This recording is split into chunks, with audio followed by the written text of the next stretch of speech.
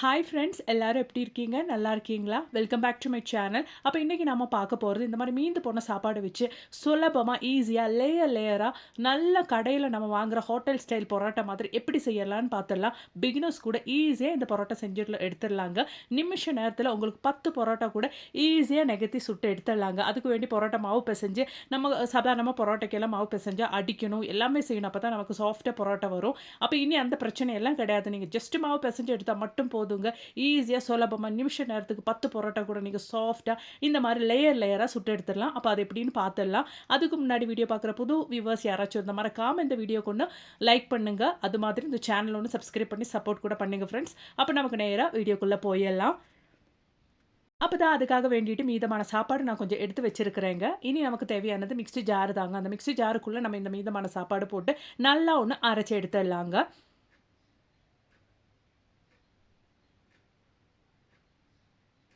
தேவையான அளவுக்கு சாப்பாடு நான் இங்கே எடுக்கிறேங்க. பாருங்க, இந்த அளவுக்கு சாப்பாடு தான் நான் எடுத்திருக்கிறேன். ஒரு பவுல் ஆஃப் சாப்பாடு. அது நல்லா இந்த மாரி நீங்க அரைச்சு எடுத்துக்கோங்க. பாருங்க, இந்த மாரி அரைச்சு எடுத்துக்கோங்க. அப்ப இனி நமக்கு இது மாரி மாவு பிசையறதுக்கு தேவையான ஒரு பவுல எடுத்துடலாம். அதுக்காக நான் தேவையான அளவுக்கு மைதா மாவு போட்டு விட்டுருக்கேங்க. மைதா மாவு இந்த மாரி போட்டுட்டு நான் ஒரு 2 பவுல் ஆஃப் மைதா மாவு எடுத்திருக்கேங்க. அதுக்கு தேவையான அளவுக்கு உப்பு போட்டு விடுறேங்க இந்த டைமுக்கு. அது மாதிரி நமக்கு 1 முட்டை இந்த மாவு அளவுக்கு நான் 1 முட்டை தாங்க உடைச்சு ஊத்திட்டு இருக்கிறேன். அது மாதிரி நம்ம அரைச்ச அந்த சாப்பாடு மீதமான சாப்பாடு கூட நம்ம சேர்த்துக்கிறோம். சாப்பாடு நம்ம அரைச்ச சாப்பாடு போட்டதுக்கப்புறம் நல்லா இது மாதிரி கிளறி விட்டுறலாங்க. பாருங்க, நல்லா ஈவனா அந்த மாவு கூட நல்லா மிக்ஸ் ஆகத்தக்க விதத்துக்கு நமக்கு இந்த மாரி நல்லா ஈவனா இந்த மாரி மிக்ஸ் பண்ணி விட்டுறலாம் நமக்கு. நல்லா சாஃப்ட்டா நமக்கு வீட்லயே நிமிஷ நேரத்துக்கு எவ்வளோ பரோட்டா வேணாலும் செஞ்சு எடுத்துக்கலாங்க. உங்களுக்கு காலையில பிரேக்ஃபாஸ்ட்டுக்கு வேணாலும், நைட்டு டின்னருக்கு ஆனாலும் கூட ஈஸியா செஞ்சு எடுக்கிறதுக்கு வேண்டிட்டு ஒரு அருமையான ரெசிபிங்க. இப்ப நம்ம இந்த டைமுக்கு ஒரு 2 டேபிள் ஸ்பூன் அளவுக்கு ஆயில் ஊத்திர்லாங்க. ரிஃபைண்ட் ஆயில் ஊத்தி விடலாங்க. அந்த ஆயில் கூட நமக்கு நல்லா மாவு கூட மிக்ஸ் ஆக விதத்துக்கு நம்ம இந்த மாதிரி நல்லா மிக்ஸ் பண்ணி விட்டுடலாங்க. கொஞ்சம் கூட ஹெல்தியா இருக்கணும் அப்படின்னு நீங்க ஆசைப்பட்டீங்கன்னா, இந்த மைதா மாவுக்கு பதிலா உங்களுக்கு கோதம்பு மாவு கூட யூஸ் பண்ணிக்கலாங்க. கண்டிப்பா நீங்களும் ட்ரை பண்ணி பாருங்க. நீங்க இவ்வளோ தான்னு யோசிக்காதீங்க. இந்த மெத்தடே நீங்க ட்ரை பண்ணி பாருங்க. அந்த வித்தியாசம் உங்களுக்கு கண்டிப்பா தெரியும். யூசுவலா பரோட்டா சுடுறவங்களுக்கு தெரியும். அது எவ்வளோ ஹார்டா இருக்கும் அது செஞ்சு எடுக்கிறதுக்குன்னு. அப்போ நம்ம தேவையான அளவுக்கு தண்ணி ஊத்திர்லாங்க. நான் இங்க பச்சை தண்ணி தாங்க ஊத்துறேன். சூடான தண்ணியோ, மிதமான சூடு தண்ணி எதுவுமே கிடையாது. பச்சை தண்ணி தான் ஊத்தியிருக்கேன். தேவையான அளவுக்கு தண்ணி ஊத்திட்டு நம்ம நல்லா நமக்கு பரோட்டா மாவுக்கு நம்ம பெசஞ்சு எடுத்துடலாங்க. நம்ம எப்பவுமே பரோட்டாக்கு மாவு எவ்வளோ தண்ணி ஊத்தி, எவ்வளோ பதமா நம்ம பார்த்து பெசஞ்சா கூட நமக்கு அது ரொம்ப ஹார்ட் ஆயிரும். அதுக்கப்புறமேட்டு நம்ம பரோட்டா சுடுற டைம்ல ரொம்பவே ஆயில் நம்ம வேஸ்ட் பண்ணிருவோம். ரொம்ப ஆயில் யூஸ் பண்ண வேண்டியதா இருக்கும். அது நெகத்தி எடுக்கிறதுக்கும், சுட்டு எடுக்கிறதுக்கும் எல்லாமே. நம்ம மீதமான சாப்பாட்டு யூஸ் பண்ணதுனாலேயே நமக்கு மாவு பெசையும் போது நல்லா சாஃப்ட்டா கிடைக்குங்க. பாருங்க, அவ்வளோதான் நான் மாவு நல்லா பெசஞ்சு எடுத்துட்டேன். பாருங்க, நல்லா ஒட்டாமலே நல்லா சாஃப்ட்டா நான் நல்லாவே பெசஞ்சு எடுத்துருக்கிறேங்க. பாருங்க, உங்களுக்கு பார்த்தாவே தெரியும். இதுக்குமேட்டு நானு இந்த மாரி ஒரு ஆயில் கவர் தாங்க எடுத்திருக்கிறேன். நம்ம ஆயில் எல்லாம் ஊத்துனதுக்கப்புறம் இந்த மாரி கவர் எல்லாம் நீங்க தூக்கி போடாதீங்க. இந்த மாரி பர்ப்பஸ்க்கு நம்ம சப்பாத்திக்கு, இந்த மாரி பரோட்டா, பூரிக்கெல்லாம் மாவு பெசஞ்சு வச்சா, இந்த மாரி கவருக்குள்ள நீங்க போட்டு வச்சிருந்தீங்கன்னா, அதுக்காக வேண்டி செப்பரேட்டா நம்ம ஆயில் யூஸ் பண்ணணும்னு அவசியமே கிடையாது. நமக்கு அந்த யூஸ் பண்ற கவருக்குள்ள இருக்கிற ஆயிலே தாராளமானதாவே இருக்குங்க. அப்ப நான் இந்த கவர் கட் பண்ணிட்டு, அத நம்ம பெசஞ்சு வச்சிருக்கிற மாவு மேல இந்த மாரி நல்லா ரோல் பண்ணி விடுறேங்க. அப்ப அதுக்குள்ள இருக்கிற ஆயில் அத்தனையும் நமக்கு அந்த நம்ம பெசஞ்சு வச்ச மாவு மேல ஆயிரும். அதனாலேயே நமக்கு நல்லா சாஃப்ட்டாவே ஆயிருங்க நம்ம மாவு. இனி நமக்கு ஜஸ்ட் ஒரு 1 ஹவர் டைமுக்கு நம்ம மாவு இப்படியே விட்டுறலாங்க. அதுக்கப்புறமேட்டு நம்ம மாவு நல்லா உப்பி நல்லா சாஃப்ட்டா இன்னுமே நமக்கு கிடைக்குங்க. பார்த்துக்கலாம். அப்போ ஒரு 1 ஹவர் நம்ம ரெஸ்ட் பண்ணி வச்சிரலாம். பாருங்க, நம்ம மாவு 1 ஹவருக்கு அப்புறம் நான் ஓப்பன் பண்ணி பார்க்குறேன். உங்களுக்கு பார்த்தாலே தெரியும் நல்லா உப்பி நல்லா சாஃப்ட்டா வந்திருக்கு நம்ம மாவு. நம்ம பழைய அந்த சாப்பாடு செய்ததுனாலே நமக்கு ரொம்பவே ஆயில் ஊத்தணும்னு அவசியமே கிடையாது. சாதாரணமா பரோட்டாக்கு மாவு பெசையும்போது ரொம்ப ஆயில் யூஸ் பண்ணணும் நமக்கு.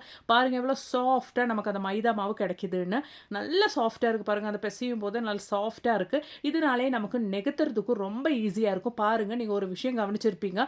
நான் மாவு பெசஞ்சு அடிக்க கூட கிடையாது. எதுவுமே செய்ய கிடையாது. அதுக்கான அவசியமும் நமக்கு இங்க கிடையாது. சாதாரணமா பரோட்டா செய்யணும்னா நமக்கு வீட்ல ஆம்பளைங்க வேணும். அவங்க கிட்ட சொல்லி நல்லா ஹார்டா நம்ம பெசஞ்சா தான் நமக்கு அந்த மாவு சாஃப்ட்டா கிடைக்கும். இங்க நம்ம பழைய சாப்பாடு போட்டதுனால நமக்கு அந்த எந்த பிரச்சனையும் கிடையாது. மாவு வீசி அடிக்கணும்னோ, இல்லன்னா நல்லா பெசஞ்சுக்கிட்டே இருக்கணும்னோ எந்த அவசியமுமே கிடையாதுங்க. நல்லா சாஃப்ட்டாவே கிடைக்கும். நான் அதே கவர் யூஸ் பண்ணி நம்ம இந்த மாவு நெகத்த போகிற அந்த கட்டையில் இந்த மாதிரி தேய்ச்சி விட்றேங்க. அதே கவர் தான் நம்ம அந்த மாவு மேலே போட்டுவிட்டு அதே கவரில் மீதியாக இருந்த அந்த ஆயிலு அந்த கட்டை மேலே நல்லா தேய்ச்சி விட்டு நம்ம இந்த மாதிரி மாவு ரோல் பண்ணி நல்லாவே நெகத்தி எடுத்துடலாங்க. பாருங்கள் எவ்வளோ சாஃப்டாக இருக்குது. கையால் நெகத்தும் போதே உங்களுக்கு ஈஸியாக அது நல்லாவே ஸ்ப்ரெட் ஆகுது பாருங்கள். நிமிஷ நேரத்துக்கு வீட்டில் கெஸ்ட் எல்லாம் வர டைமில் 10 பரோட்டா கூட ஈஸியாக நீங்கள் செஞ்சு எடுத்துடலாங்க. சலிப்பே இல்லாமல் செஞ்சு எடுத்துடலாங்க. சாதாரணமாக நம்ம செய்யறதை விட இந்த மெத்தட் நீங்கள் ஃபாலோ பண்ணிங்கன்னா எவ்வளோ பரோட்டா வேணாலும் ஈஸியாகவே நமக்கு செஞ்சு எடுக்க முடியுங்க. பாருங்கள் நெகத்தும் போது எவ்வளோ ஈஸியாக நமக்கு ஸ்ப்ரெட் பண்ண முடியுதுன்னு அவ்வளோதாங்க. நல்லா ஸ்ப்ரெட் பண்ணி எடுத்துட்டேன் நான். இதுக்கப்புறமேட்டு ஆஸ் யூஷுவல் நம்ம பரோட்டாக்கு என்ன பண்ணுவோமே அது மாதிரி நம்ம செஞ்சிடலாம். ஆயில் நல்லாவே நம்ம ஸ்ப்ரெட் பண்ண அந்த மாவுக்கு மேலே ஆயில் நல்லாவே ஒன்று ஸ்ப்ரெட் பண்ணி விட்டுடலாம். கொஞ்சம் தான் நான் எடுக்கிறேன் பாருங்கள். ஜஸ்ட் அந்த ப்ரஷ் ஒன்று டிப் பண்ணி மட்டும்தான் நான் ஆயில் அந்த மாதிரி ஸ்ப்ரெட் பண்ணுறேன். இதுதான் நமக்கு ஒரு அட்வான்டேஜ் நம்ம பழைய சாப்பாடு யூஸ் பண்ணதுனால. பாருங்கள் இந்த மாதிரி நல்லாவே நம்ம ஆயில் ஸ்ப்ரெட் பண்ணிடலாம். இதுக்கப்புறமேட்டு கொஞ்சம் மைதா பொடியே நான் அதுக்கு மேலே ஸ்ப்ரெட் பண்ணி விட்டுறேங்க. பாருங்கள் இந்த மாதிரி ஸ்ப்ரெட் பண்ணி விட்டுருங்க. அப்போ தான் நமக்கு நம்ம லேயராக பரோட்டா கிடைக்கும். அதுக்கப்புறமேட்டு தான் இந்த மாதிரி நீங்கள் ஜஸ்ட்டு அப் அண்ட் டவுன் தான் இந்த மாதிரி ஒன்று ஃபோல்ட் பண்ணி விட்டுருங்க. உங்களுக்கு பார்க்கும்போது தெரியும்னு நினைக்கிறேன். இந்த மாதிரி தூக்கி நீங்கள் ஃபோல்ட் பண்ணி விட்டுட்டிங்கன்னா அவ்வளோ தாங்க நல்லா சாஃப்டாக லேயராகவே நம்ம சுட்டு எடுக்கிற டைமில் நமக்கு கிடச்சிடும். நீங்கள் கிளியராக பாருங்கள் நான் எப்படி அதை ரோல் பண்ணி எடுக்கிறேன், அதாவது எப்படி நான் அதை ஃபோல்ட் பண்ணி எடுக்கிறேன்னு பாருங்கள். இந்த மாதிரி நீங்கள் கரெக்டாக செஞ்சு எடுங்க. அப்போ தான் நமக்கு அந்த பரோட்டா சுட்டு எடுத்த டைமில் நமக்கு நல்லா லேயராக நமக்கு பரோட்டா கிடைக்குங்க. அதுக்கப்புறமேட்டு தான் இந்த மாதிரி நீங்கள் ஈஸியாக ரோல் பண்ணி விட்டுருங்க. அவ்வளோ தான் நம்ம பரோட்டாக்கு தேவையான மாவுங்க ஈஸியாக ரெடி ஆயிடுச்சுங்க. அதுக்கு மேலே கொஞ்சம் ஆயில் இது மாதிரி ஜஸ்ட் ஒன்று க்ரீஸ் பண்ணி விட்டுருங்க. நமக்கு அந்த லேயர் ஒட்டாமல் இருக்குங்க. அதுக்காக வேண்டி தான். பாருங்க ஒரு டைம் கூட அந்த மாவை நான் நெகத்துனதுக்கப்புறம் எப்படியோ ஆயில் ஸ்ப்ரெட் பண்ணி அந்த மைதா மாவு மேலே போட்டு அது கரெக்டாக ஃபோல்ட் பண்ணுறது ஒரு டைம் கூட நான் உங்களுக்கு காமிக்கிறேங்க. ஈஸி தான். இந்த மாதிரி நீங்கள் ஃபோல்ட் பண்ணதுக்கப்புறம் நல்லா ஒன்று ரோல் பண்ணி எடுத்துட்டிங்கன்னா அந்த பரோட்டா பதத்துக்கு நம்ம மாவு ரெடி ஆயிடுச்சுங்க. அவ்வளோதான். நம்ம இதுக்கு மேலே ஒரு 10 நிமிஷம் சமயத்துக்கு அது ஒன்று மாற்றி வச்சதுக்கப்புறம் நம்ம இந்த மாதிரி ஒன்று நெகத்தி எடுத்துட்டாலே போதுங்க.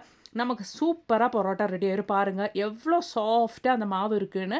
சாதாரணமாக பரோட்டா சுடுறவங்களுக்கு தெரியும் எவ்வளோ கஷ்டப்பட்டு அடித்தாலும் வீட்டில் ஆம்பளைங்க ஹஸ்பண்டெல்லாம் இருக்கிற டைமில் நம்ம அவங்கக்கிட்ட போயிட்டு பரோட்டாக்கு மாவு பிசைஞ்சு கொடுங்கன்னு சொல்லிட்டு நம்ம பிசைய வச்சாலும் கூட இவ்வளோ சாஃப்டாக வராது. அவ்வளோ சாஃப்டாக கிடைக்குங்க. நமக்கு ஈஸியாக நிமிஷ நேரத்துக்கு எவ்வளோ பரோட்டா வேணாலும் செஞ்சு எடுத்துக்கலாம். சாப்பிட்றதுக்கும் அவ்வளோ சாஃப்டாக இருந்துச்சுங்க. கடையில் இப்போ இன்ஸ்டண்ட்டாக ரெடிமேட் பரோட்டா எல்லாம் கிடைக்குதுங்க. அதெல்லாம் வாங்கி நம்ம சாப்பிட்றதுக்கு இந்த மாதிரி நம்ம வீட்டிலேயே சுலபமாக இதுக்கு மேலே செஞ்சுக்கலாங்க. காலையிலேயானாலும் டின்னர் டைமுக்கானாலும் நல்லா டேஸ்ட்டாகவே பரோட்டா செஞ்சு சாப்பிட்றலாங்க. பாருங்கள் அருமையாகவே நமக்கு அந்த லேயரெல்லாம் எப்படி வந்திருக்கு பாருங்கள். உங்களுக்கு பார்த்தாலே தெரியும். கையிலேயே உங்களுக்கு ஈஸியாக ஸ்ப்ரெட் பண்ணி விட்டுருலாங்க. இந்த மாதிரி ஸ்பின் ரோல் எல்லாம் நீங்கள் யூஸ் பண்ணணும்னு அவசியமே கிடையாது.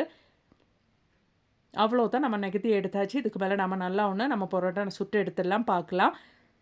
அப்போ அவ்வளோதாங்க. நம்ம இந்த மாதிரி பேன் வச்சு அந்த பேன் சூடாகணுன்னே நம்ம இந்த மாதிரி கொஞ்சம் ஆயில் க்ரீஸ் பண்ணிவிட்டு நம்ம நகர்த்தின அந்த மாவு அந்த பேன் மேலே வச்சு சுட்டு எடுத்துடலாங்க. சுட்டு எடுக்கும் போதும் நீங்கள் இந்த மாதிரி கவனித்து சுட்டு எடுங்க. இல்லைன்னா அது ஹார்டாகி போயிடும்.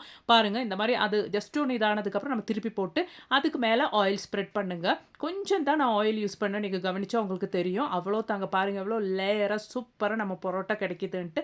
நல்லா சாஃப்டாகவே இருக்குங்க. குழந்தைங்க கூட ஈஸியாக சாப்பிட்டுடலாம். அவ்வளோ சாஃப்டாக நமக்கு நம்ம பரோட்டாங்க ரெடி ஆயிடுச்சுங்க. பாருங்கள் அவ்வளோ தான் நம்ம பரோட்டா இங்கே ரெடி ஆயிடுச்சு. பாருங்கள் இந்த மாதிரி பரோட்டா நம்ம சுட்டு எடுத்த பரோட்டா இந்த மாதிரி எடுத்து வச்சதுக்கப்புறம் நல்லா இது மாதிரி ஒன்று அடித்து விட்டுருங்க. நல்லா சாஃப்டாக லேயராகவே நமக்கு நம்ம பரோட்டா ரெடி ஆயிடுச்சு. பாருங்கள் நல்லா சாஃப்டாகவே இருக்குது. மீதமான சாப்பாடு நம்ம யூஸ் பண்ணதுனாலே நல்லா சாஃப்டாக ஹோட்டல் ஸ்டைல் பரோட்டா நமக்கு ரெடி ஆயிடுச்சுங்க. கண்டிப்பாக நீங்களும் இந்த மாதிரி ட்ரை பண்ணுங்கள். உங்களுக்கு இந்த வீடியோ பிடிச்சிருந்தா மறக்காமல் ஒன்று லைக் பண்ணுங்கள் ஃப்ரெண்ட்ஸ். அது மாதிரி உங்கள் ஃபேமிலி அண்ட் ஃப்ரெண்ட்ஸ் கூட ஷேர் பண்ணுங்கள். புது வியூவர்ஸ் யாராச்சும் இருந்தால் மறக்காமல் என் சேனலுக்கு ஒன்று சப்ஸ்கிரைப் கூட பண்ணி சப்போர்ட் பண்ணுங்கள். தேங்க்ஸ் ஃபார் வாட்சிங்.